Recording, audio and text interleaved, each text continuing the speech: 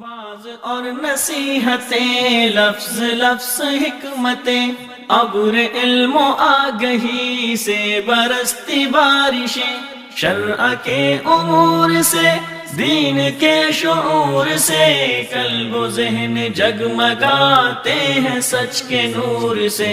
خطبہ جمعۃ المبارک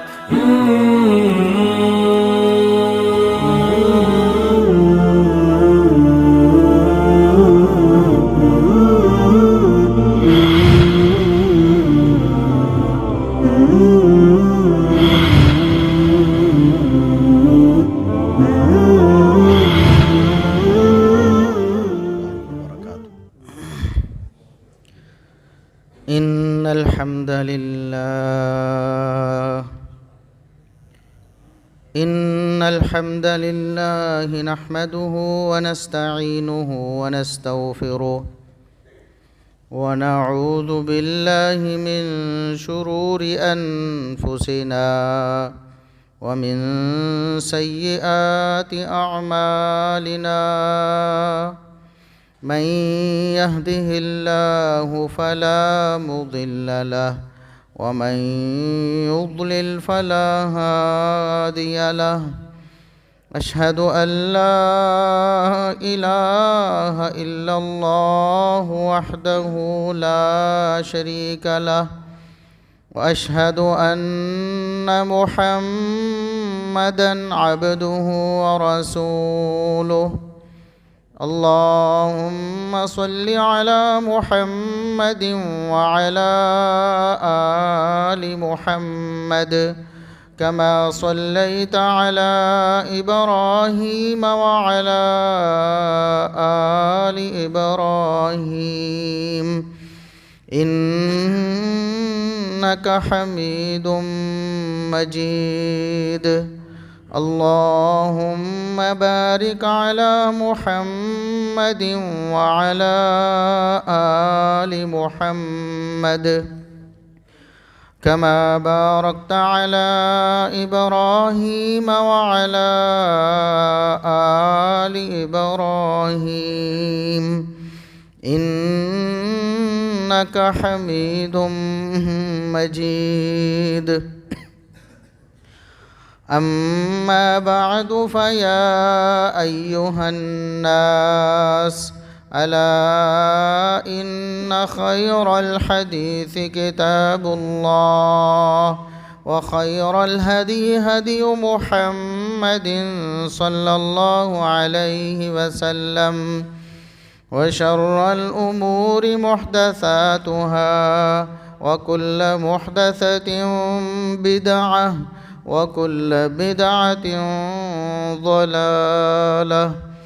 أعوذ بالله السميع العليم من الشيطان الرجيم، من همزه ونفخه ونفثه، بسم الله الرحمن الرحيم۔ يا أيها الذين آمنوا أطيعوا الله وأطيعوا الرسول ولا تبطلوا أعمالكم۔ انتہائی قابل احترام بزرگوں، عزیز نوجوان ساتھیوں، معززات و مکرمات اسلامی ماں اور بہنوں، ہر قسم کی حمد و ثنا، تعریف و تمجید، کبریائی، بڑائی، رفعت و عظمت اللہ رب العزت کے لیے، جو پوری دنیا کا، پوری کائنات کا خالق و مالک ہے۔ بے شمار، لا تعداد، بے حد و حساب درود و سلام پیغمبر آخر الزماں، محسن انسانیت، محسن کائنات، جناب محمد الرسول اللہ صلی اللہ علیہ وسلم کی ذات اقدس پر۔ جمعۃ المبارک کا دن ہمارے دین اسلام میں خاص اہمیت رکھتا ہے، اور اس دن سب سے بڑی جو عبادت ہے اللہ رب العزت نے مقرر کی ہے، وہ خطبہ جمعۃ المبارک، خطبہ دینا، خطبہ سننا، کیونکہ پورے ہفتے میں واضح و نصیحت سننے اور کرنے کے لیے یہی ایک لازمی اور فرض موقع ہے۔ اور اس خطبے میں عوام مسلمانوں کو درپیش مسائل ان کو حل کرنے کی کوشش کی جاتی ہے اور ہونی بھی چاہیے۔ بہت سے معاملات ایسے ہوتے ہیں جو لوگوں میں غلط رواج پا جاتے ہیں، ان کا تصور غلط ہوتا ہے اور لوگ اس کو دین ہی سمجھ رہے ہوتے ہیں اور اس کو درست سمجھ کر اس پر عمل کر رہے ہوتے ہیں، اور بسا اوقات معاشرے میں اس حوالے سے کشمکش پیدا ہو جاتی ہے، لوگ اس کو صحیح طور پر سمجھنے سے قاصر ہوتے ہیں۔ تو ضروری سمجھا جاتا ہے کہ خطبہ جمعۃ المبارک میں کتاب و سنت کی روشنی میں ان معاملات کو حل کیا جائے تاکہ لوگ محمد الرسول اللہ صلی اللہ علیہ وسلم کی سنت اور سیرت کے مطابق شرح صدر کے ساتھ اپنی عبادات کو بجا لائیں۔ آپ احباب نے پچھلے دنوں سوشل میڈیا پر یہ پڑھا ہے، سنا ہے کہ ہمارے اہل سنت کے جو مکاتب فکر ہیں ان میں سے مکتبہ فکر دیوبند کے ایک بہت بڑے عالم ہیں، مفتی ہیں جسٹس تقی عثمانی صاحب، انہوں نے اپنے بڑے بھائی جو کہ دیوبند مکتبہ فکر کے بہت بڑے مفتی تھے، مفتی اعظم، ان کا جنازہ پڑھایا اور اس میں انہوں نے سورہ فاتحہ کی قرأت کی۔ ویڈیو ریکارڈ ہوئی، لوگوں تک پہنچی، تو خود ان کے اپنے گھر سے یعنی کہ دیوبند مکتبہ فکر سے کافی ساری آوازیں اٹھیں جنہوں نے مفتی صاحب کے اس عمل کو بہت غلط قرار دیا کہ جنازہ میں فاتحہ پڑھ کر انہوں نے بہت بڑی غلطی کر لی ہے، بلکہ ایک بہت بڑے ان کے مناظر کہہ لیں ان کے مکتبہ فکر کے، تو آج ہی صبح میں نے ان کا بیان سنا، بڑا حیران کن۔ انہوں نے کہا کہ نماز جنازہ میں سورہ فاتحہ کی قرأت کرنا یہ شیطانی عمل ہے، یعنی سورہ فاتحہ کو فرض قرار دینا کہ نماز جنازہ میں سورہ فاتحہ فرض ہے، یہ ایک شیطانی عمل ہے۔ اور اس دور میں عوام اس شیطانی عمل میں مبتلا ہو سکتے ہیں سورہ فاتحہ کی قرأت سن کر، لہٰذا یہ بھی شیطان کی تائید ہوگی، یعنی جسٹس تقی عثمانی صاحب کا نماز جنازہ میں فاتحہ پڑھنا جائز بھی ہو تو اب ناجائز ہے، اس لیے کہ یہ شیطان کی تائید ہوگی۔ وہ نعوذ باللہ نماز جنازہ میں فاتحہ کو فرض کہنے والوں کو شیطان کہہ رہے ہیں اور ان کے عمل کو شیطانی عمل کہہ رہے ہیں۔ اس پر اس سے پہلے ہی جسٹس تقی عثمانی صاحب وضاحت بھی دے چکے ہیں کہ انہوں نے مسنون سمجھ کر سورہ فاتحہ کی تلاوت کی ہے نماز جنازہ میں، اور اس حوالے سے انہوں نے صحیح بخاری کی وہ حدیث بھی کوٹ کی جو ہماری دلیل بھی ہے الحمدللہ، میں اس پر آگے بات بھی کرنے والا ہوں۔ لیکن اس کے باوجود مفتی صاحب کی جان نہیں چھوڑی جا رہی اور بہت عجیب و غریب تبصرے ہو رہے ہیں، تو ضروری ہے کہ خود ہمارے جو دیوبندی بھائی ہیں ان کو بھی پتہ چلے کہ جسٹس تقی عثمانی صاحب درست تھے اپنے فاتحہ پڑھنے میں، یا پھر ان کے عمل کو شیطان کی تائید کہنے والے غلط ہیں۔ اصل مسئلہ کیا ہے اور ہمارا اہل الحدیث کا موقف کیا ہے اس بارے میں؟ ہم نماز جنازہ میں سورہ فاتحہ کو فرض کیوں کہتے ہیں؟ یاد رہے کہ جسٹس تقی عثمانی صاحب سورہ فاتحہ کو جنازے میں فرض نہیں سمجھتے، وہ ایک زائد چیز کہہ لیں کہ بطور ثواب انہوں نے پڑھ لیا اور اس پر ان کی گرفت ہوئی، ہم الحمدللہ اس کو فرض سمجھتے ہیں۔ جس کو شیطانی عمل یا شیطان کا حصہ قرار دیا گیا کہ نماز جنازہ میں فاتحہ کو فرض سمجھنا، یہ شیطانی عمل ہے۔ تو ہم چونکہ مسلمان ہیں اور بطور مسلمان ہمارے اوپر یہ فرض ہے کہ اپنی تمام عبادات محمد الرسول اللہ صلی اللہ علیہ وسلم کے طریقے اور آپ کی تعلیمات کے مطابق ہم سر انجام دیں، اور اللہ رب العزت کے ہاں قابل قبول بھی ایسی عبادات۔ آپ صلی اللہ علیہ وسلم کے طریقے کو چھوڑ کر کی گئی عبادت اللہ کے ہاں قابل قبول نہیں ہوتی۔ اور اللہ رب العزت نے قرآن کریم میں بڑے دو ٹوک الفاظ میں یہ فرمایا کہ ایمان والو، اللہ کی بات مانو اور رسول اللہ صلی اللہ علیہ وسلم کی اطاعت و فرما برداری کرو، اپنے اعمال کو ضائع نہ کرو۔ یعنی اللہ اور اس کے رسول صلی اللہ علیہ وسلم کے بتائے ہوئے طریقے کے خلاف کوئی عمل کیا جائے گا یا اس کو چھوڑ کر کوئی عمل کیا جائے گا تو عمل اللہ کے ہاں قبول نہیں ہوگا بلکہ ضائع ہو جائے گا، وہ ردی کی ٹوکری میں پھینکنے کے قابل ہے، اللہ رب العزت اسے قبول نہیں فرماتے۔ تو ہم سورہ فاتحہ کو نماز جنازہ میں فرض کیوں کہتے ہیں؟ اور یہ میں آج خطبہ اس لیے نہیں دے رہا کہ میں کسی کو نیچا دکھانا چاہتا ہوں یا کسی کے مذہب کو باطل قرار دینا چاہتا ہوں یا اپنے مسلک کو میں اونچا کرنا چاہتا ہوں۔ ہمارا مسلک تو ویسے ہی کتاب و سنت ہے جو ہر حال میں اونچا ہی اونچا ہے، ہمیں اس کو اونچا کرنے کی ضرورت نہیں ہے، نہ ہمارے اونچا کرنے سے اس نے ہونا ہے۔ اللہ اور اس کے رسول صلی اللہ علیہ وسلم کی تعلیمات ہمیشہ سے اونچی ہے، کسی کی دل آزاری بھی مقصود نہیں، مقصد صرف اتنا ہے کہ ہر مسلمان نے فوت ہونا ہے اور فوت ہونے پر اس کا جنازہ ادا کیا جانا ہے، اور نماز جنازہ یہ اجتماعی طور پر یہ آخری تحفہ ہے جو زندہ مسلمان اپنے جانے والے مسلمان کو دیتے ہیں۔ اور نبی کریم صلی اللہ علیہ وسلم کی اس بارے میں خاص تعلیمات ہیں۔ اللہ کے رسول صلی اللہ علیہ وسلم نے نماز جنازہ کو ایک مسلمان فوت ہونے والے کا حق قرار دیا ہے، اور یہ فرض کفایہ ہے، اگر مسلمان اس کو ادا نہیں کریں گے تو سارے مجرم ہوں گے۔ یہ بڑا حساس معاملہ ہے۔ نماز جنازہ ایک مسلمان، اس کی مغفرت کا ذریعہ ہے نماز جنازہ، اگر اس کو ہم ضائع کر دیں گے یا کتاب و سنت کے خلاف اس کو پڑھا دیں گے تو کیسے، وہ جب قبول ہی نہیں ہوگا تو اس کی مغفرت کیسے ہوگی؟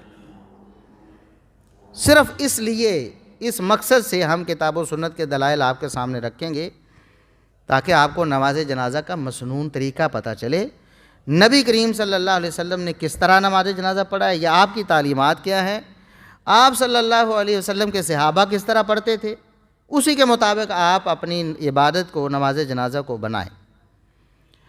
سب سے پہلے تو نبی کریم صلی اللہ علیہ وسلم کی عمومی تعلیمات ہیں جو ہر نماز کے بارے میں، قرآن کریم کی تعلیمات بھی ہیں۔ مثال کے طور پر اللہ رب العزت نے فرمایا یا ایھا الذین آمنوا اذا قمتم الی الصلاۃ، اے ایمان والو جب نماز کے لیے تم کھڑا ہونا چاہو، نماز کے لیے تم نے کھڑا ہونا ہے، یعنی نماز شروع کرنی ہے تو اس سے پہلے وضو کرو۔ طریقہ بتایا ہے قرآن کریم میں بھی اور نبی کریم صلی اللہ علیہ وسلم نے بھی۔ یہ ہر نماز کے لیے، جس کو نماز کہتے ہیں اس کے لیے وضو شرط ہے، اور محمد الرسول اللہ صلی اللہ علیہ وسلم نے بھی ارشاد فرمایا لا تقبل اللہ صلاۃ بغیر طہور، کوئی بھی نماز بغیر وضو کے قبول نہیں ہوتی۔ اب بڑا عجیب ہوگا اگر کوئی کہے کہ نماز جنازہ کے لیے وضو کی شرط ہے، کوئی لاؤ دلیل۔ نماز جنازہ کے لیے وضو شرط ہے، دلیل لاؤ، ایسی حدیث لے کے آؤ جس میں نبی کریم صلی اللہ علیہ وسلم نے فرمایا ہو کہ نماز جنازہ کے لیے وضو کرو، یا قرآن کی ایسی آیت لاؤ جس میں اللہ نے فرمایا ہو کہ نماز جنازہ کے لیے وضو کرو۔ ایسی کوئی دلیل، عمومی دلیل موجود ہے۔ اللہ نے فرمایا جب بھی نماز پڑھو تو نماز سے پہلے وضو کرو۔ اب وہ نماز تہجد ہو تب بھی، وہ نماز فجر، ظہر، عصر، مغرب، عشاء ہو تب بھی، فرض نمازیں ہوں، نفل نمازیں ہوں، رات کی نمازیں ہوں، دن کی نمازیں ہوں، وہ سفر کی نمازیں ہوں، کوئی بھی نماز جس کو نماز کہتے ہیں بغیر وضو کے اللہ کے ہاں قبول نہیں ہوتی۔ کیوں؟ عمومی دلائل موجود ہیں کہ نماز کے لیے یہ شرط۔ اسی طرح محمد الرسول اللہ صلی اللہ علیہ وسلم کا ایک فرمان جو صحیح بخاری، صحیح مسلم میں موجود ہے، سیدنا عبادہ بن صامت رضی اللہ عنہ بیان کرتے ہیں کہ نبی کریم صلی اللہ علیہ وسلم نے فرمایا لا صلاۃ لمن لم یقرأ بفاتحۃ الکتاب، اس شخص کی کوئی نماز قبول نہیں ہوتی جو سورہ فاتحہ کی قرأت نہیں کرتا۔ جو فاتحہ کی قرأت نہیں کرتا اس کی کوئی نماز قبول نہیں ہوتی۔ اس کے بعد بھی اگر کوئی ہم سے کہے کہ نماز جنازہ قبول نہیں ہوتی، اس کی دلیل لاؤ، تو پھر ہم ان سے بڑے ادب سے عرض کریں گے کہ جنازہ کے لیے اسی طرح کی دلیل آپ وضو کی بھی دے دیں ہمیں۔ قبلہ رخ ہونا نماز کے لیے فرض ہے نا۔ قرآن میں اللہ نے فرمایا ہے کہ اپنا جو رخ ہے وہ قبلہ کی طرف کریں۔ محمد الرسول اللہ صلی اللہ علیہ وسلم پہلے بیت المقدس کی طرف رخ کر کے نماز ادا کرتے رہے، پھر قبلہ تبدیل ہو گیا، اللہ نے حکم دے دیا قبلہ تبدیل کر لیں، رسول اللہ صلی اللہ علیہ وسلم نے قبلہ تبدیل کر لیا۔ تو ہر نماز کے لیے قبلہ رخ ہونا ضروری ہے، فرض ہے۔ قبلہ رخ ہوئے بغیر نماز قبول، جس کو بھی نماز کہتے ہیں وہ قبلہ رخ ہوئے بغیر قبول نہیں ہوتی نا۔ حتیٰ کہ سواری پر نماز کو جائز کہا گیا، اس کے لیے بھی شرط لگایا گئی کہ جب آپ نے نماز شروع کرنی ہے اس وقت آپ نے قبلے کی طرف رخ کر لینا ہے، بعد میں پھر ظاہر آپ مجبور ہو جائیں گے، لیکن شروع کرنی ہے تب قبلے کی طرف رخ ہونا چاہیے۔ سواری پر بھی قبلے کی طرف رخ کر کے آپ نے نماز شروع کرنی، اس کے بعد پھر۔ تو اس لیے اگر کوئی کہے کہ جنازے کے لیے ہمیں قبلہ رخ ہونے کی دلیل دیں تو ہم اس کو کون سی دلیل دیں گے؟ قرآن کریم کی وہ آیات اور نبی کریم صلی اللہ علیہ وسلم کی وہ احادیث جو نماز میں قبلہ رخ ہونے کو لازم کرتی ہیں، وہی دیں گے نا۔ اسی طرح نبی کریم صلی اللہ علیہ وسلم نے فرمایا کہ فاتحہ کی قرأت کے بغیر کسی کی کوئی نماز قبول، اگر فاتحہ نماز ہے تو محمد الرسول اللہ صلی اللہ علیہ وسلم کا یہ فرمان اس کے اوپر صادق آتا ہے کہ کوئی بھی جنازہ، چونکہ نماز ہے تو کوئی بھی نماز فاتحہ کے بغیر قبول نہیں ہوتی۔ یہ صحیح بخاری اور صحیح مسلم کی حدیث ہے، اس کی صحت میں امت میں سے کسی کو کوئی شبہ نہیں ہے۔ قسم کھا کے کہیں تب بھی آپ درست۔ اگر ایک شخص کہے کہ اگر یہ حدیث نبی کریم صلی اللہ علیہ وسلم سے ثابت نہ ہو تو میری بیوی کو طلاق، تو اس کی بیوی کو طلاق نہیں ہوگی، اتنی پکی بات ہے، یقین سے بڑھ کر۔ یہ ہمارا ایمان ہے کہ محمد الرسول اللہ صلی اللہ علیہ وسلم نے یہ فرمایا، اور صرف ہمارا نہیں، ہمارے حنفی بھائی چاہے وہ دیوبند مکتبہ فکر سے تعلق رکھتے ہوں یا بریلوی مکتبہ فکر سے تعلق رکھتے ہوں، سب یہ بات مانتے ہیں کہ یقینی طور پر محمد الرسول اللہ صلی اللہ علیہ وسلم نے یہ فرمایا ہے۔ آپ کا یہ فرمان ثابت ہے، آپ کی زبان اطہر سے یہ جاری ہوا ہے اور صحابہ نے سنا ہے اور آگے ہمیں پہنچایا ہے کہ فاتحہ کی قرأت کے بغیر کوئی بھی نماز قبول نہیں ہوتی۔ جس طرح بغیر وضو کے کوئی نماز قبول نہیں ہوتی تو جنازے کے لیے بھی وضو شرط ہے، اسی طرح فاتحہ کے بغیر کوئی نماز قبول نہیں ہوتی تو جنازے کے لیے فاتحہ شرط ہے اور یہ فرض ہے۔ ایک بات ہو گئی۔ دوسری بات، سیدنا عبداللہ بن عباس رضی اللہ عنہما سے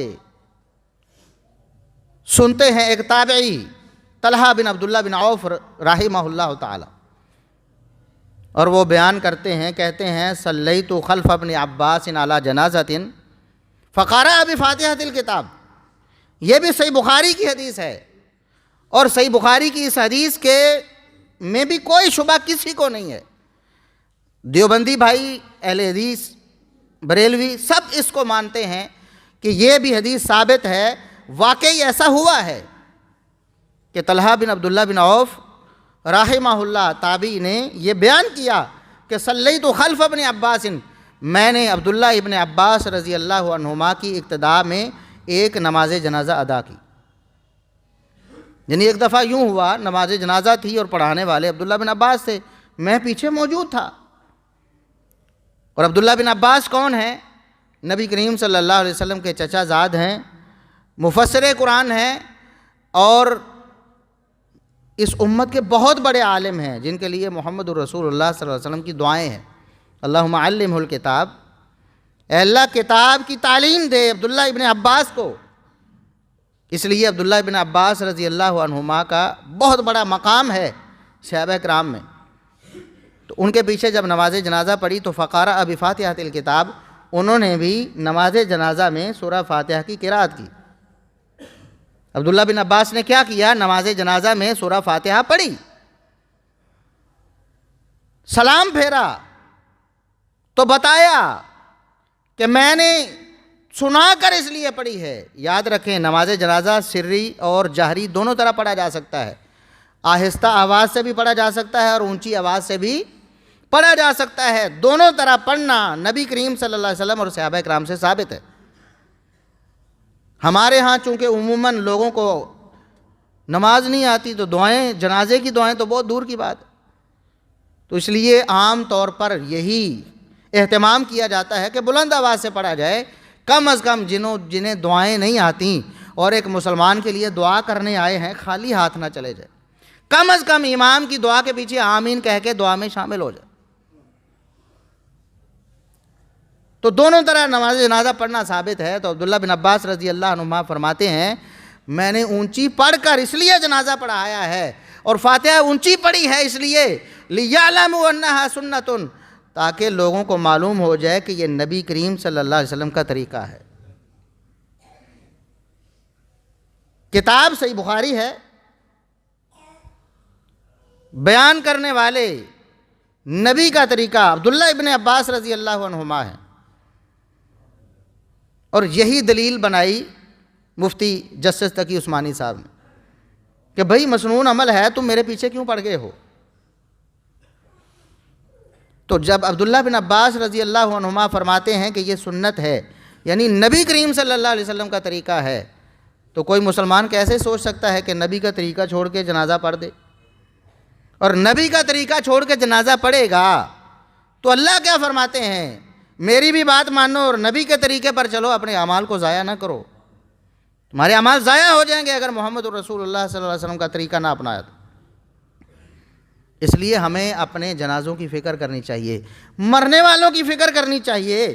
کسی کا باپ، کسی کا بیٹا، کسی کی ماں، کسی کی بہن، کوئی رشتہ دار عزیز ہے، رشتہ دار ہے، فوت ہوا ہے، ہر ایک کی خواہش ہے کہ ہمارے اعزاء و اقرباء کو اللہ معاف کر دے، پھر نماز جنازہ میں وہ طریقہ اختیار کر رہے ہیں جو محمد الرسول اللہ صلی اللہ علیہ وسلم کے طریقے کے خلاف ہے، تو یہ آپ اپنے فوت ہونے والے سے ہمدردی نہیں کر رہے، یہ تو دشمنی ہے۔ اور دیکھیں اللہ کا کرنا کہ کل تک ہمیں یہ الزام ہمارے حنفی بھائیوں کی طرف سے ملتا تھا کہ اہل حدیث جو ہیں یہ فاتحہ درود کے منکر ہیں، مر گیا مردود، نہ فاتحہ نہ درود، یہ ہمیں تانا دیتے تھے۔ حالانکہ اللہ کے فضل و کرم سے ہم مرنے والے پر فاتحہ پڑھنا فرض سمجھتے ہیں، لیکن اسی طریقے کے مطابق جو طریقہ محمد الرسول اللہ صلی اللہ علیہ وسلم نے دیا ہے۔ اور بھئی مرنے والے پہ ہم فاتحہ پڑھتے ہیں کہ نہیں؟ ہمارا کوئی جنازہ مرنے والے پر پڑھا جاتا ہے نا، جنازہ مرنے والے پر پڑھا جاتا ہے، اور ہم ہر مرنے والے پر فاتحہ پڑھنا فرض سمجھتے ہیں۔ نبی کریم صلی اللہ علیہ وسلم کا طریقہ تو فاتحہ جنازے میں پڑھنے کا ہے، لیکن ہمارے بھائی جنازے میں تو فاتحہ پڑھنا کہتے ہیں مکروہ تحریمی ہے۔ یہ مولانا الیاس گھمن صاحب کا بیان جو آج ہی میں نے سنا ہے، اس کا تذکرہ میں کر چکا ہوں۔ انہوں نے کہا فاتحہ جنازہ میں پڑھنا مکروہ تحریمی ہے، اس کی قرأت کرنا مکروہ تحریمی ہے، یعنی ایسا ناپسندیدہ عمل ہے جو صرف ناپسندیدہ نہیں بلکہ حرام ہے، اور کہتے ہیں کہ اس کو فرض سمجھنا شیطانی عمل ہے، اور کہتے ہیں فرض نہ سمجھتے ہوئے بھی پڑھنا آج کے دور میں یہ شیطانی عمل کی تائید ہے۔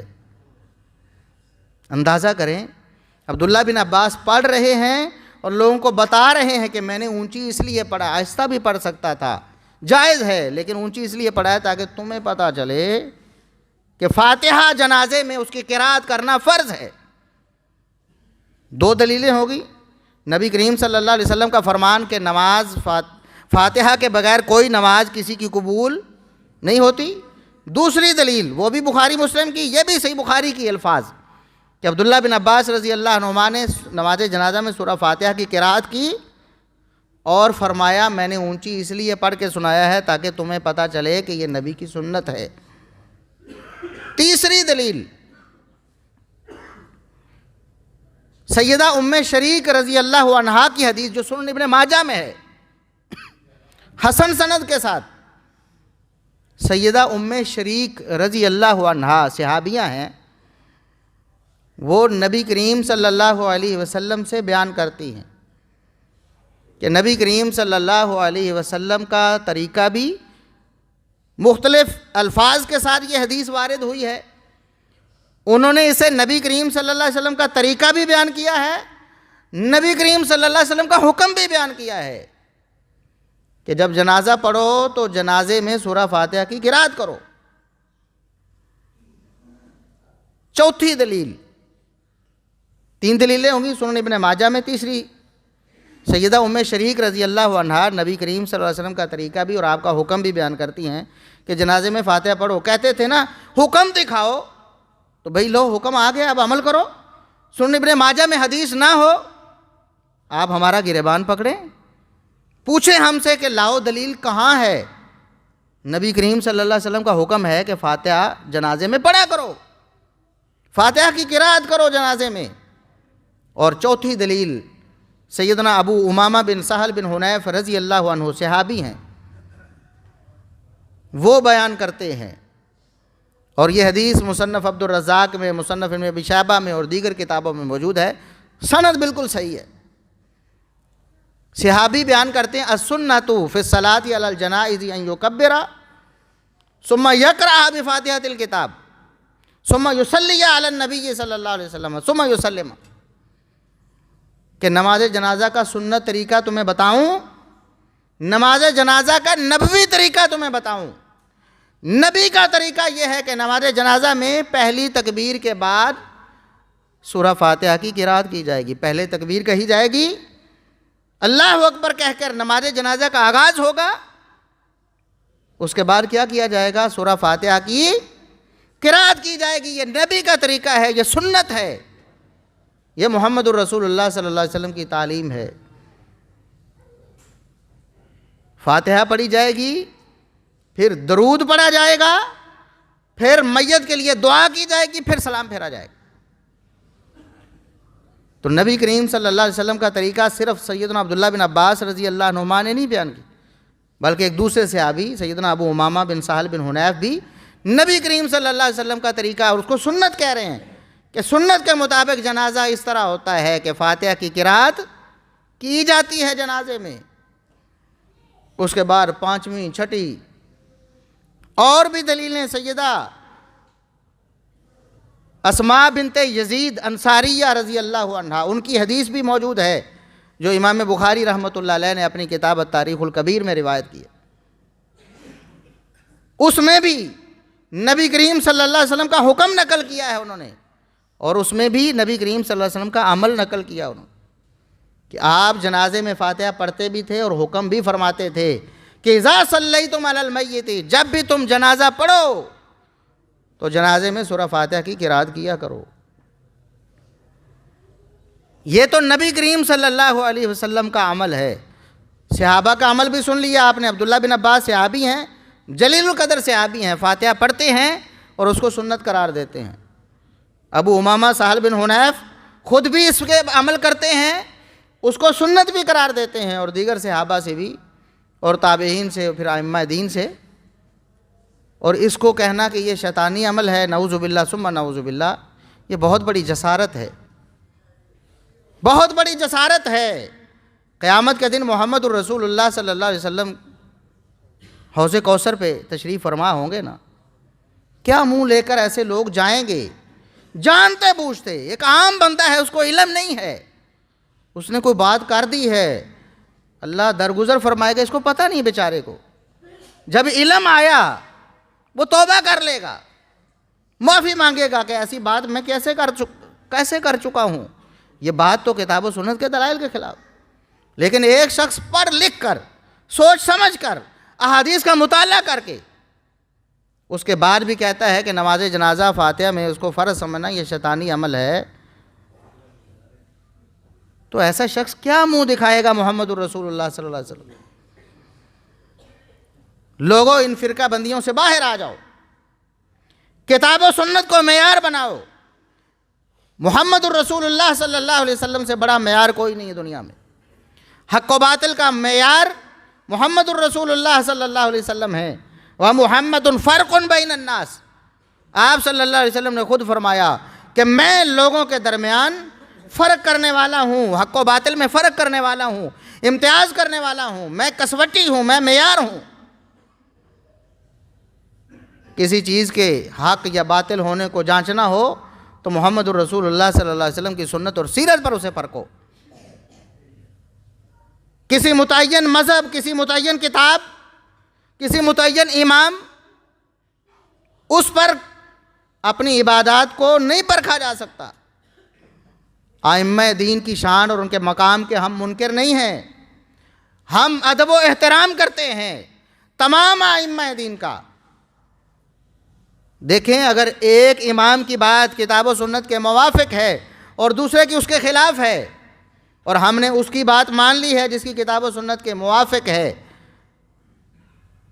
اور اس کی چھوڑ دی ہے جس کی کتاب و سنت کے خلاف ہے، تو جس کی بات چھوڑی ہے ہم نے اس کی کوئی گستاخی نہیں کی، اس کی توہین نہیں ہے، کیونکہ ائمہ خود فرما کر گئے ہیں اذا صح الحدیث فہو مذہبی، جب حدیث صحیح پہنچ جائے میرے تک تو میرا مذہب وہی ہوتا ہے۔ جب آپ تک کوئی صحیح حدیث پہنچ گئی تو آپ کا مذہب وہی ہونا چاہیے۔ ائمہ سے رہنمائی لیں، لیکن کتاب و سنت پر ان کو حاکم نہ بنائیں۔ ائمہ نے کبھی ایسا دعویٰ بھی نہیں کیا بھئی کتاب و سنت کی دلیل بھی آ جائے لیکن تم نے میری بات نہیں چھوڑنی، ایسا کسی امام نے نہیں کہا۔ کون کہہ سکتا ہے ایسا؟ صحابہ کرام رضوان اللہ علیہم اجمعین، جلیل القدر صحابہ کرام، عمر فاروق جیسے، علی المرتضیٰ رضی اللہ عنہما جیسے، ان کی بات کو بھی صحابہ چھوڑ دیتے تھے ادب کے ساتھ، احترام کے ساتھ، ان کو بتا بھی دیتے تھے کہ امیر المومنین آپ کی یہ بات صحیح نہیں ہے، نبی کریم صلی اللہ علیہ وسلم کا یہ فرمان ہے۔ اور امیر المومنین نے کبھی اس کو اپنی توہین نہیں گردانا، شکریہ ادا کیا ہے، اللہ کا شکر کیا ہے کہ آج بھی ایسے لوگ موجود ہیں جو کتاب و سنت کو سمجھتے ہیں اور ہماری بھی رہنمائی کرتے ہیں۔ اور ہمارے بعد والے امام جو ہمارے نزدیک محبوب شخصیات ہیں، قابل قدر ہیں، وہ صحابہ کرام سے زیادہ شان اور مقام والے نہیں ہیں۔ علی المرتضیٰ رضی اللہ عنہ کی مثال دیتا ہوں، بات ختم کرتا ہوں۔ علی المرتضیٰ رضی اللہ عنہ نے حکم دیا، یہ صحیح بخاری میں واقعہ منقول ہے، کچھ لوگ مرتد ہو گئے تھے، اور آپ کو پتہ ہے کہ مرتد کی سزا اسلام میں قتل ہے۔ اسلامی حکومت ہو تو مرتد کو ایک بھی اور سانس لینے کی اجازت نہیں، اس کو فوراً قتل کیا جائے، عدالت میں لایا جائے، اس سے توبہ کروائی جائے، توبہ نہیں کرتا تو بس اس کو ایک منٹ کیا، ایک دن کیا، ایک منٹ، ایک لمحہ بھی اس کو جینے کی اجازت نہیں ہے، قتل کر دیا جائے۔ سیدنا علی رضی اللہ عنہ نے فرمایا، غصے میں آئے، اتنے بڑے مرتد ہیں، بدبخت، زندیق، جلا دو ان کو، زندہ آگ میں پھینک دو۔ عبداللہ ابن عباس رضی اللہ عنہما کو پتہ چلا یہ عمل ہو گیا، علی المرتضیٰ رضی اللہ عنہ کا حکم صادر ہوا، اس کی تعمیل بھی کر دی گئی۔ بعد میں عبداللہ ابن عباس رضی اللہ عنہما کو پتہ چلا تو فرمانے لگے، میں ہوتا تو میں ان کو قتل کرتا، تلوار سے ان کے سر، ان کے تن سے جدا کرتا، ان کو آگ میں نہ جلاتا، کیونکہ محمد الرسول اللہ صلی اللہ علیہ وسلم نے فرمایا ہے کہ لا يعذب بعذاب اللہ، لا تعذبوا بعذاب اللہ، اللہ رب العزت کا عذاب آگ اللہ کا عذاب ہے، کسی انسان کو یہ اتھارٹی حاصل نہیں کہ وہ اللہ کا عذاب دے۔ کرنے والے عمل، حکم دینے والے علی المرتضیٰ رضی اللہ عنہ ہے، ان کے علم و عمل میں کس کو شبہ ہے، ان کے ورع و تقویٰ میں، ان کی شان اور مقام میں کس کو شبہ ہے؟ لیکن عبداللہ بن عباس رضی اللہ عنہما نے نبی کریم صلی اللہ علیہ وسلم کی حدیث پیش کر کے سیدنا علی رضی اللہ عنہ کے عمل کو نہ صرف چھوڑا ہے بلکہ بتایا بھی ہے کہ یہ عمل درست نہیں، اور علی المرتضیٰ رضی اللہ عنہ نے اس کو اپنی توہین اور گستاخی سمجھا۔ یہ نہیں کہ عبداللہ بن عباس کو پکڑو اور اس کو کوڑے مارو، میرے خلاف کہہ رہا ہے۔ خلیفہ وقت ہیں، امیر المومنین ہیں، خلیفہ راشد ہیں علی المرتضیٰ رضی اللہ عنہ، جن کا حکم مرنا واجب ہے، اللہ نے واجب کیا ہے۔ اور بھئی خلیفۃ المسلمین کا حکم ماننا کس نے واجب کیا ہے؟ اللہ نے واجب کیا ہے، رسول اللہ صلی اللہ علیہ وسلم نے واجب کیا ہے۔ جبکہ ہمارے امام، وہ امام احمد بن حنبل ہوں، امام مالک ہوں، امام شافعی ہوں، امام ابو حنیفہ ہوں رحمہم اللہ، ان کا حکم ماننا اللہ اور اس کے رسول صلی اللہ علیہ وسلم نے فرض کیا نہیں۔ جن کا حکم اللہ اور اس کے رسول نے فرض کیا ہے، عبداللہ بن عباس انکار کر دیتے ہیں کہ میں یہ حکم نہیں مانوں گا، تو کیا یہ حکم نہ ماننے سے کہ سیدنا علی رضی اللہ عنہ کی کوئی توہین ہو گئی؟ نہیں۔ تو آپ کیوں ایسا کرتے ہیں کہ کتاب و سنت کے دلائل آتے ہیں، آپ کے پاس حدیث آتی ہے کہ نبی کریم صلی اللہ علیہ وسلم نے فرمایا کہ فاتحہ کے بغیر کوئی نماز قبول نہیں ہوتی، نبی کی یہ حدیث آتی ہے، عبداللہ بن عباس فرماتے ہیں کہ جنازے میں فاتحہ کی قرات سنت ہے، پڑھنی ہے، اور سنت کا مطلب یہ نہیں کہ فرض نہیں ہے، نبی کے طریقے کو سنت کہتے ہیں، نبی کے طریقے کو سنت کہتے ہیں۔ ایک سنت ہے جو فرض کے مقابلے میں بولا جاتا ہے، یہاں یہ لفظ فرض کے مقابلے میں نہیں بولا گیا، کیونکہ خود محمد الرسول اللہ صلی اللہ علیہ وسلم ہی فرماتے ہیں کہ ایسی کوئی نماز قبول نہیں ہوگی۔ ابو امامہ سہل بن حنیف بھی کہتے ہیں کہ جنازے میں فاتحہ کی قرات سنت ہے، نبی کی سنت ہے، نبی کا طریقہ ہے۔ اور اسماء بنت یزید انصاریہ اور ام شریک رضی اللہ عنہما دونوں بیان کرتی ہیں کہ نبی کریم صلی اللہ علیہ وسلم نے حکم دیا ہے کہ نماز جنازہ میں فاتحہ پڑھو، اور آپ نے عمل بھی کیا ہے، آپ جنازہ میں فاتحہ پڑھتے بھی تھے، صحابہ کا عمل بھی آپ کے سامنے آ گیا۔ اب اس کے بعد آپ کس کو یہ اتھارٹی دیتے ہیں کہ نبی کے فرمان کے بعد بھی آپ اس کی بات پر عمل کریں؟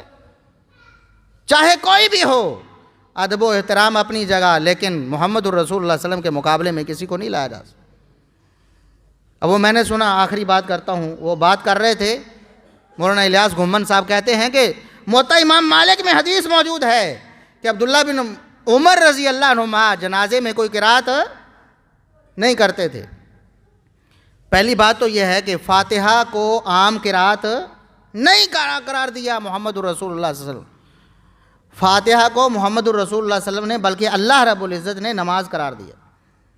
صحیح مسلم کی حدیث ہے، اللہ کے رسول صلی اللہ علیہ وسلم اللہ نے فرمایا میں نے نماز کو 2 حصوں میں تقسیم کر دیا، ایک حصہ میرا ہے، ایک میرے بندے کا ہے۔ پھر آپ صلی اللہ علیہ وسلم فرمایا اللہ فرماتا ہے آدھی فاتحہ میرے لیے ہے، یعنی میری ثنا ہے، اور آدھی فاتحہ بندے کے لیے، یعنی دعا ہے۔ بات سمجھ گئے؟ تو فاتحہ عام قرات نہیں ہے، اور عبداللہ بن عمر رضی اللہ عنہما جنازے میں فاتحہ کے علاوہ قرات نہیں کرتے تھے۔ ہم اس سے منکر نہیں ہیں، امام کے پیچھے ہوں تو صرف فاتحہ پڑھنی ہے، فاتحہ کے علاوہ قرات کسی بھی نماز میں نہیں کرنی، فرض ہو نفل ہو، امام کے پیچھے ہیں تو صرف فاتحہ۔